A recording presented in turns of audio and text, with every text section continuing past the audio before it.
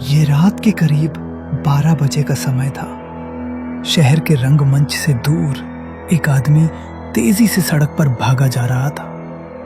उसके पीछे दूर दूर तक कोई नजर नहीं आ रहा था। हे भगवान, मुझे बचा ले मुझे। फिर भी न जाने उसे किस बात का डर था।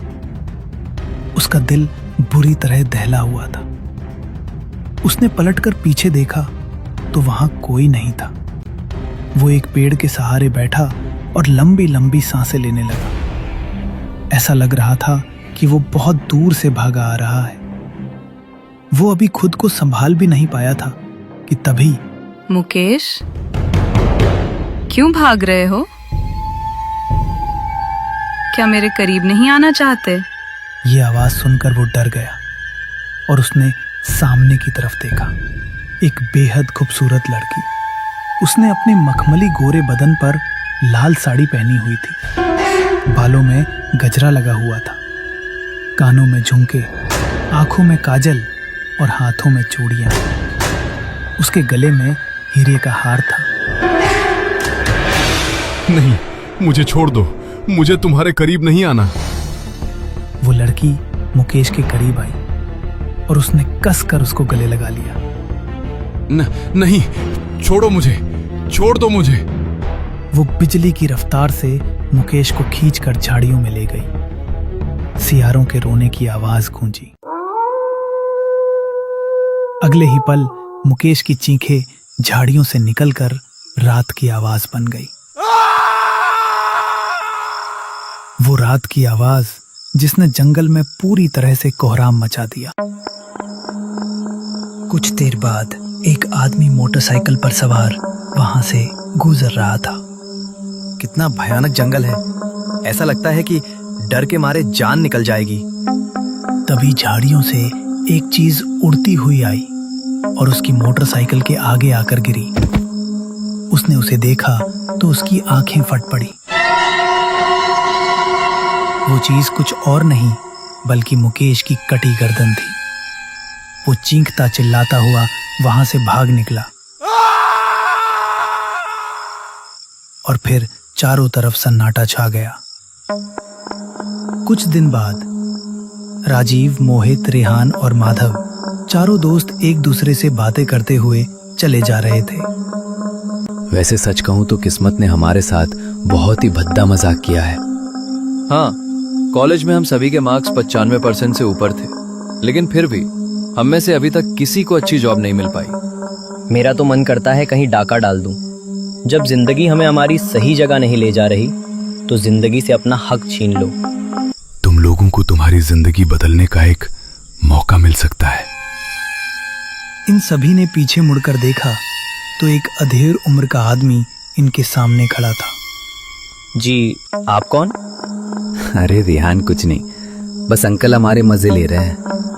देखो, मेरी बात को मजाक में मत लो, वरना जब अपनी जगह किसी और को अमीर होता देखोगे तो फिर अफसोस करोगे।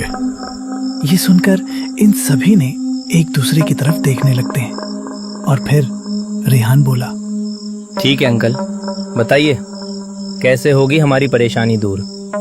हो जाएगी। कुछ पाने के लिए मेहनत तो करनी ही पड़ती है। अगर हिम्मत है तो ही मेरे पीछे आना, वरना अपने रास्ते जा सकते हो। ये कहकर वो आदमी आगे बढ़ गया। इन सभी ने एक दूसरे की तरफ देखा और फिर वो लोग भी उसके पीछे चल दिए। वो आदमी इनको जंगल से होते हुए एक गुफा पर ले गया और फिर इनसे बोला, यही वो गुफा है जहां तुम लोगों की किस्मत की चाबी है। अंदर आओ। गुफा में रात के समय भी काफी रोशनी थी। ये चारों उसके साथ एक जगह जाकर रुके।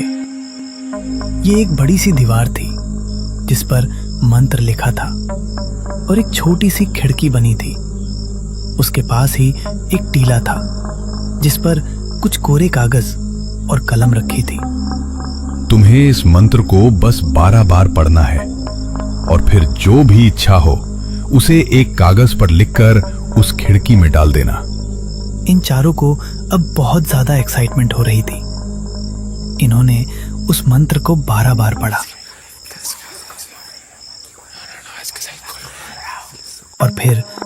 अपनी दिली ख्वाहिशें एक कागज पर लिखी, फिर उन्हें उस खिड़की में डाल दिया। तभी खिड़की से आवाज आई, तुम्हारी ख्वाहिश पूरी होगी। तुम तीनों के जेब में एक चिट्ठी है। ख्वाहिश पूरी होने के 3 महीने बाद तुमको ये चिट्ठी खोलनी है। इतना सुनकर इन चारों ने अपनी जेब में हाथ डाला तो एक बार फिर से हैरान रह गए। इनकी जेबों में एक एक चिट्ठी रखी थी। अब तुम चारों की जिंदगी पूरी तरह से बदल जाएगी। अब जाओ अपने अपने घर को, जाओ। उस आदमी की बात सुनकर ये चारों गुफा से बाहर आए और तेज कदमों के साथ जाने लगे। यार मुझे तो बहुत अजीब लग रहा है।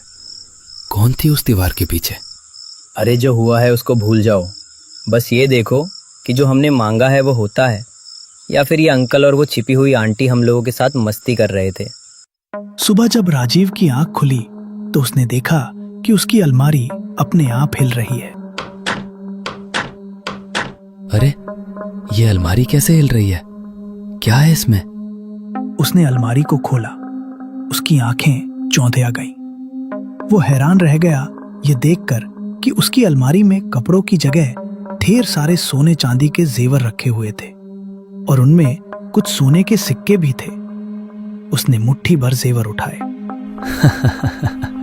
मैं अमीर हो गया, मेरी ख्वाहिश पूरी हुई।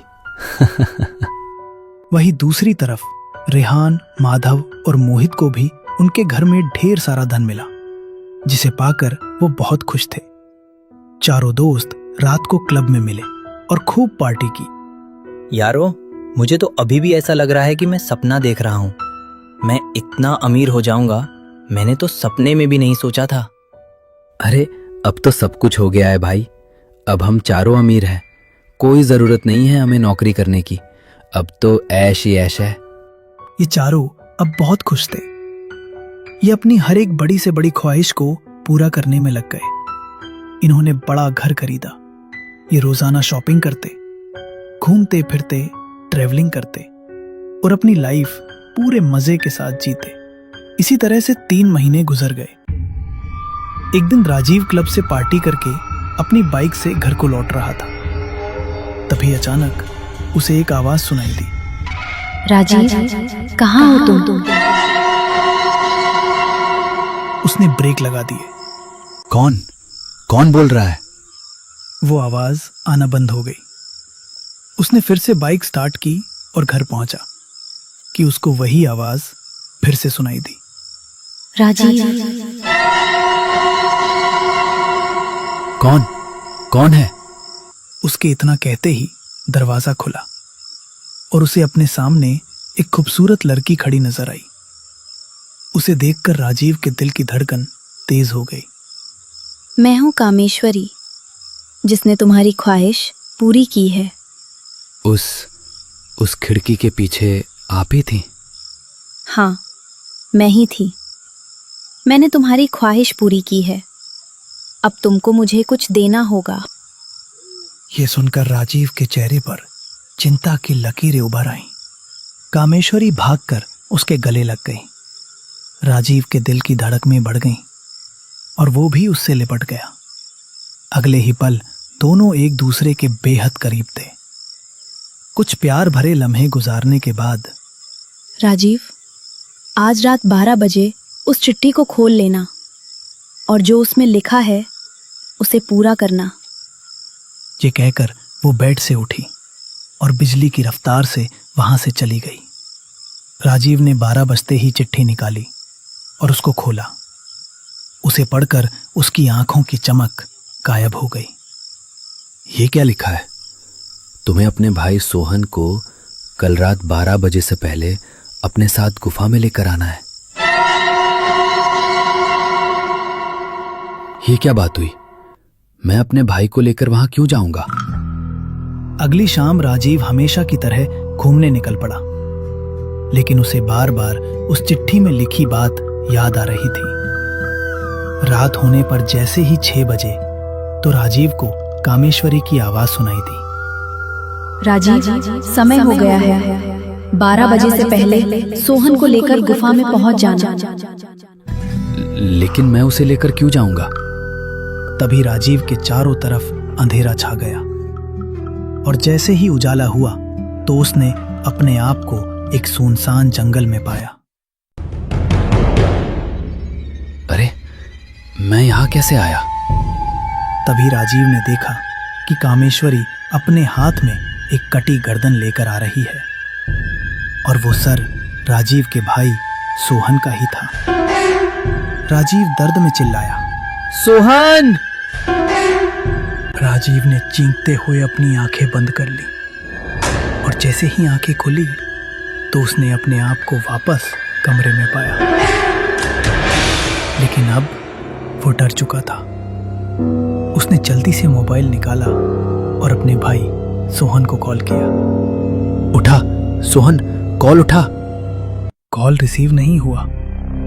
सोहन उस समय अपने घर पर बैठा मूवी देख रहा था। तभी अचानक से एलईडी टीवी बंद हो गया। अरे, इसे क्या हुआ? सोहन, सोहन।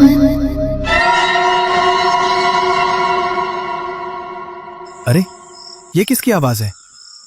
वो कमरे से बाहर निकला तो वहां कोई नहीं था। आवाज अभी भी बराबर आ रही थी। सोहन। वो घर से बाहर निकला तो आवाज थोड़ी साफ हुई। उसने देखा कि गार्डन में कोई खड़ा है।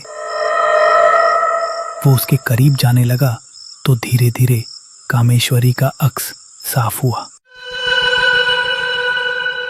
उसने कामेश्वरी को ऊपर से नीचे तक निहारा। कौन हो तुम? मुझे कैसे जानती हो? कामेश्वरी मुस्कुराई और उसने आगे बढ़कर सोहन के गले में अपनी बाहें डाली। सोहन के चेहरे पर खुशी झलक आई और उसने भी कामेश्वरी को कस के गले लगा लिया। कामेश्वरी ने सोहन का गला पकड़ा और तभी वो भयानक रूप में आ गई।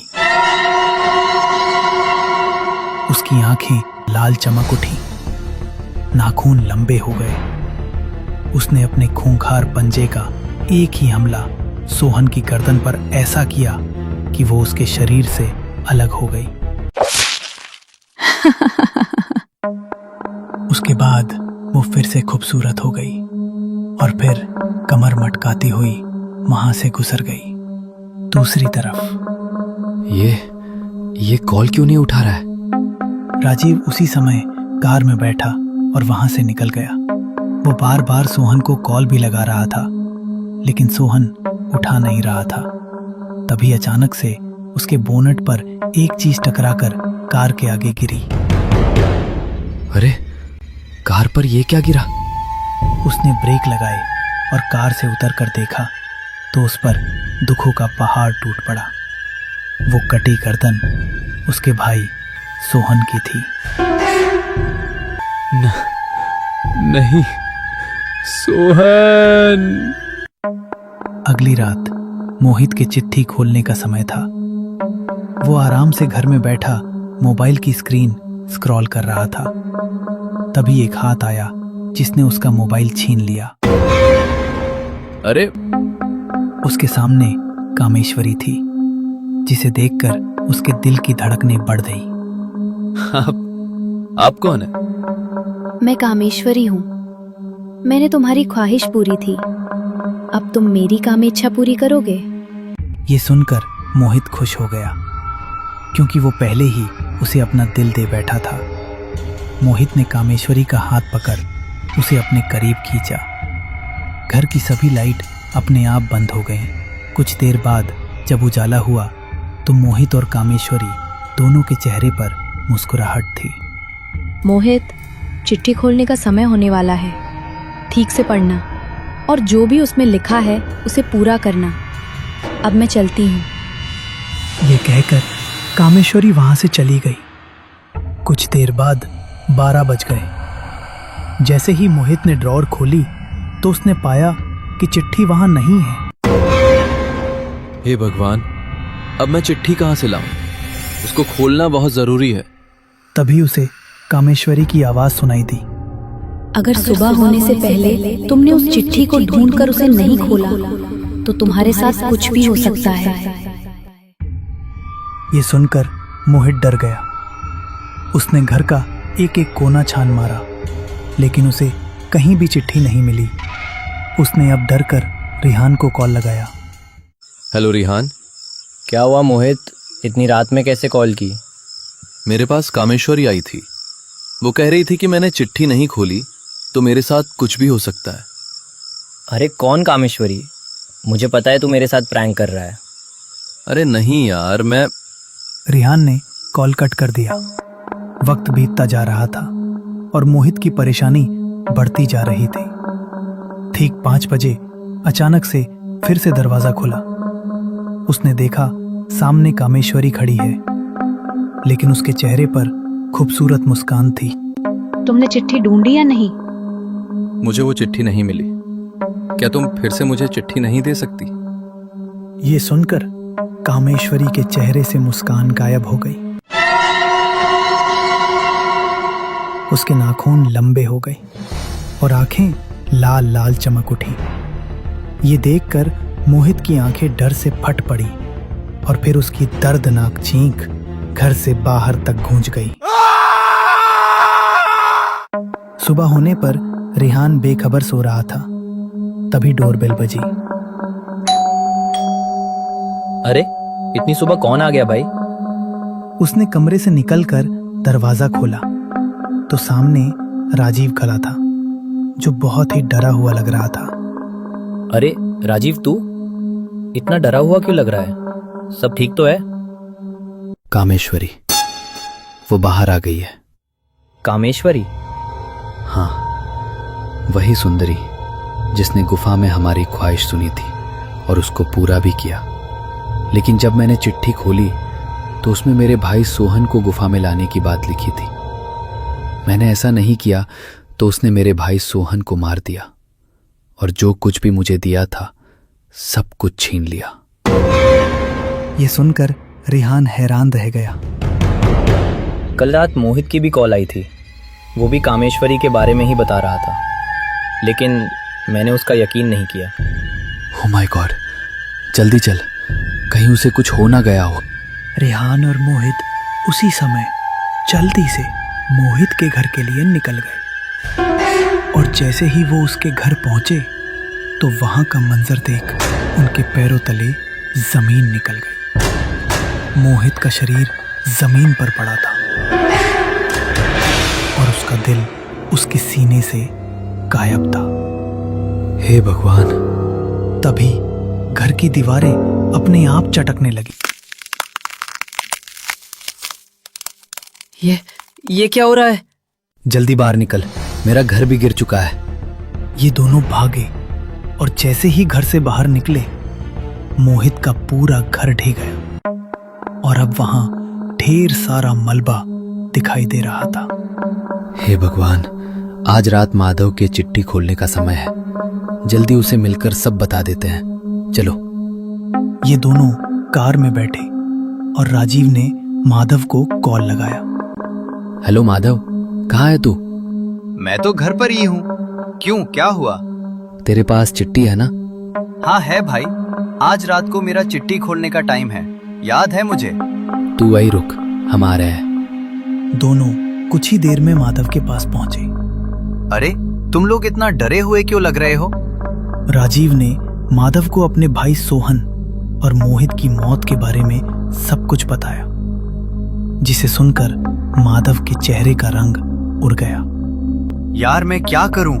मुझे बहुत डर लग रहा है। मैं एक बाबा को जानता हूँ जो तंत्र विद्या में माहिर है। चलो उन्हीं से मिलकर बात करते हैं। ये तीनों 1 घंटे का सफर तय करके एक आश्रम पहुंचे, जहां इनकी मुलाकात एक बाबा से हुई और इन्होंने उसे कामेश्वरी के बारे में बताया। कामेश्वरी तंत्र शास्त्र में वर्णित एक अत्यंत सुंदर, युवा और शक्तिशाली यक्षिणी है, जिन्हें आकर्षण, प्रेम, यौवन और कामेच्छाओं की पूर्ति करने वाली देवी माना जाता है। ये साधक की मनोकामनाएं पूरी करने के साथ साथ धन, स्वर्ण और भौतिक सुख सुविधाएं प्रदान करती हैं। उसको 41 रातों की कड़ी तपस्या और विधि करके सिद्ध किया जाता है, तभी वो हमारी कामेच्छा और धन दौलत की इच्छाओं की पूर्ति करती है। लेकिन बाबा, हमने तो उसे सिद्ध भी नहीं किया। एक आदमी हमें उस गुफा में ले गया था और उसी ने हमारी इच्छा उस कामेश्वरी तक पहुंचाई। गुफा? बाबा ने कुछ सोचा और फिर बोले, 70 वर्ष पहले की बात है। एक आदमी जिसका नाम रामदीन था, उसने अपनी इच्छाओं को पूरा करने के लिए कामेश्वरी को सिद्ध किया था। तुमने मुझे सिद्ध कर लिया है। मैं तुम्हारी हर ख्वाहिश पूरी करूंगी। कामेश्वरी, मैं बहुत दुख में हूं। तुम मेरा अकेलापन और मेरी गरीबी हमेशा के लिए दूर कर दो।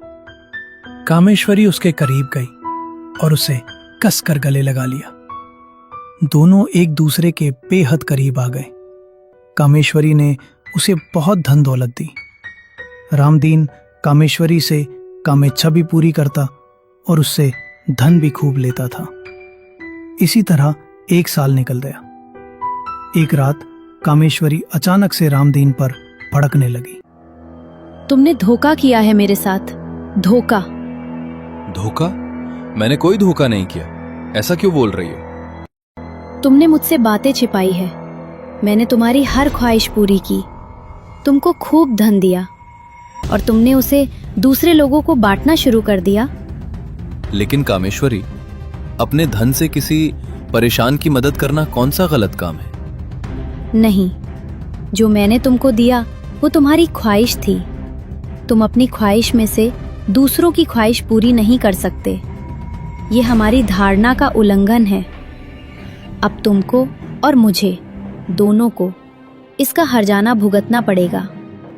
हर्जाना? कैसा हर्जाना? मेरे साथ उसी गुफा में चलो जहां तुमने तपस्या करके मुझे सिद्ध किया था। कामेश्वरी रामदीन दोनों उस गुफा में पहुंचे। वहां कामेश्वरी ने एक दीवार के सामने जाकर हाथ जोड़े और बोली, यक्षदेव, मुझे क्षमा करे। मैंने ये सब जानबूझकर नहीं किया। ये सारी गलती मेरे साधक से हुई है।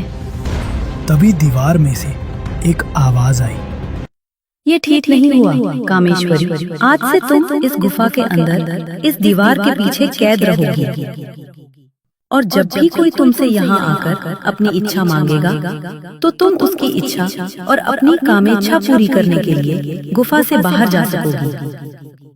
तुम जिस किसी की इच्छा पूरी करोगी उसे एक चिट्ठी दोगी। उसके 3 महीने बाद जब वो उस चिट्ठी को खोलेगा तो उसके अंदर उसके जिस भी करीबी इंसान का नाम लिखा होगा उसे यहाँ इस गुफा में लेकर आना होगा। जब तुम इस गुफा के अंदर उस आदमी की बलि दोगी तो तुम्हारी शक्ति थोड़ी और बढ़ जाया करेगी, लेकिन तुम किसी को भी अपनी मर्जी से यहाँ नहीं ला पाओगी।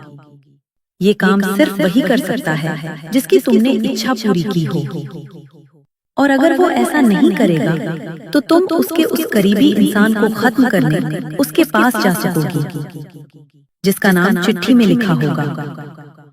इसी तरह जब तुम 44 मर्दों की बलि दे दोगी तो तुम इस गुफा से आजाद हो जाओगी।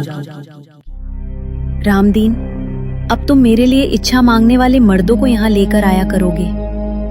ये सुनकर रामदीन को अपने ऊपर बहुत पश्चाताप हुआ।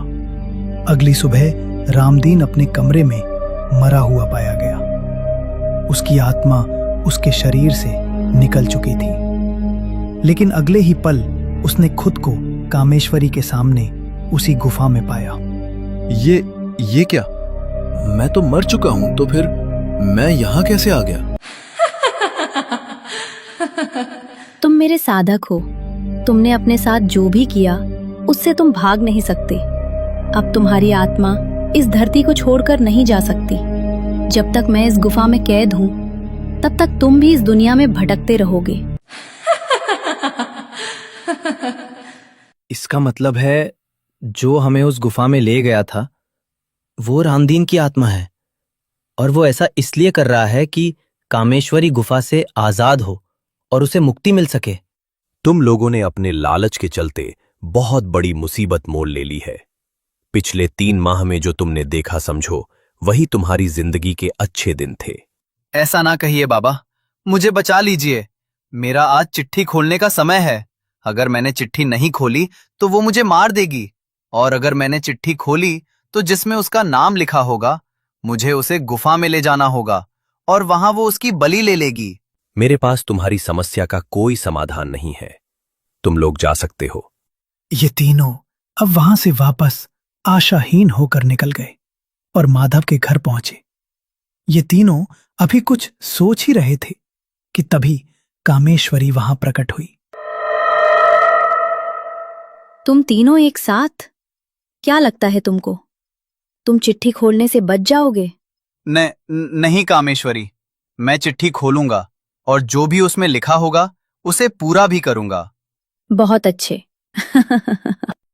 ये कहकर कामेश्वरी ने राजीव और रेहान को घूर कर देखा और उनके चारों तरफ अंधेरा फैल गया। कुछ ही पलों में उजाला हुआ तो उन्होंने अपने आप को घर के बाहर पाया। अरे हम यहाँ कैसे आ गए? कहीं वो माधव को कुछ करना दे। नहीं, वो सिर्फ अपनी काम इच्छा पूरी करेगी। अभी वो माधव को कुछ नहीं कर सकती, क्योंकि अभी उसने चिट्ठी नहीं खोली है। तो हमें 12 बजे का इंतजार करना पड़ेगा। अरे इन दोनों को तुमने कहाँ भेज दिया? वो दोनों घर के बाहर पहुंच चुके हैं। इस समय मुझे यहाँ कोई नहीं चाहिए, बस तुम और मैं। ये कहते हुए कामेश्वरी उसके करीब चली गई। ठीक 12 बजे कामेश्वरी ने माधव के चेहरे पर हाथ फेरा और बोली, जो गलती तुम्हारे दोस्त ने की है वो तुम नहीं करना। मैं नहीं चाहती कि मुझे तुम्हारे साथ भी कुछ वैसा करना पड़े। ये कहकर वो गायब हो गई। तभी दरवाजे पर दस्तक हुई। माधव ने उठकर दरवाजा खोला। तू ठीक तो है ना? हाँ मैं ठीक हूँ। माधव ने चिट्ठी निकाली। चिट्ठी खोलने से पहले उसने एक बार राजीव और रेहान की तरफ देखा और फिर चिट्ठी को खोला। कल रात 12 बजे से पहले अपने चचेरे भाई सोनू को लेकर गुफा में चले आना। ये पढ़कर माधव परेशान हो उठा। अगली रात माधव अपने कमरे में बैठा बार बार घड़ी को देख रहा था और बहुत ही परेशान था। अब क्या होगा? वहीं दूसरी तरफ एक लड़का अपने आप से बातें करता हुआ जंगली रास्ते से गुजर रहा था।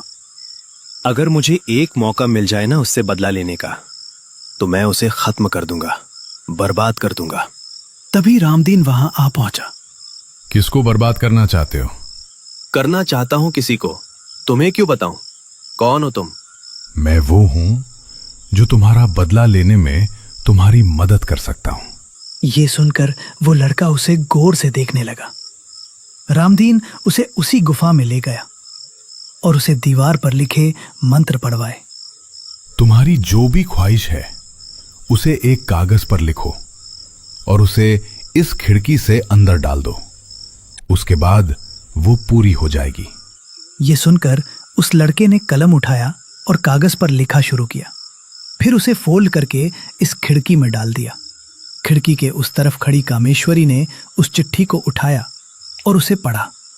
उसे पढ़ते ही कामेश्वरी के चेहरे पर हैरानी के भाव स्पष्ट हो गए। नहीं, ये नहीं हो सकता।